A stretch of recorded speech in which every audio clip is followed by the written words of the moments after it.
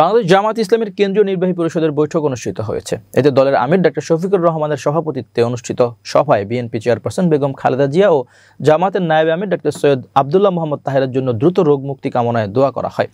বুধবার বিকেলে মগবাজারে জামায়াতের কেন্দ্রীয় কার্যালয়ে এই বৈঠক অনুষ্ঠিত হয়। বৈঠকে দলটির নায়েবে আমির, সেক্রেটারি জেনারেল এবং সহকারী সেক্রেটারি জেনারেল সহ কেন্দ্রীয় নির্বাহী পরিষদের সদস্যরা অংশ নেন। সভায় আসন্ন জাতীয় সংসদ নির্বাচন অবাধ, সুষ্ঠু, গ্রহণযোগ্য, ভয়ভীতিমুক্ত পরিবেশে সম্পন্ন করার প্রয়োজনীয়তা এবং দেশের বর্তমান সামগ্রিক রাজনৈতিক পরিস্থিতি নিয়ে আলোচনা হয়।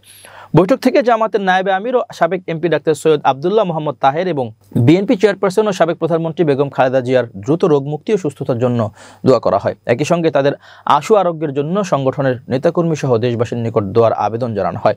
এছাড়া জুলাই জাতীয় সনদ বাস্তবায়নের লক্ষ্যে হ্যাঁ ভোটের পক্ষে ব্যাপক জনমত সৃষ্টির জন্য প্রচারণা চালানোর সিদ্ধান্ত গৃহীত হয়। নির্বাচনের পূর্বে গণভোট অনুষ্ঠান সহ ৫ দফা গণদাবি বাস্তবায়নের লক্ষ্যে আন্দোলনরত ৮ দলের পূর্ব ঘোষিত কর্মসূচির অংশ হিসেবে দেশের ৭টি বিভাগীয় শহরে অনুষ্ঠিতব্য সমাবেশ সফল করার জন্য দেশবাসীর প্রতি বিশেষ আহ্বান জানানো হয়। এছাড়া আগামী ২৮ ও ২৯ নভেম্বর অনুষ্ঠিতব্য সংগঠনের কেন্দ্রীয় মজলিসে শুরার বার্ষিক অধিবেশনের প্রস্তুতিমূলক কার্যক্রম নিয়েও বিস্তারিত আলোচনা করা হয়।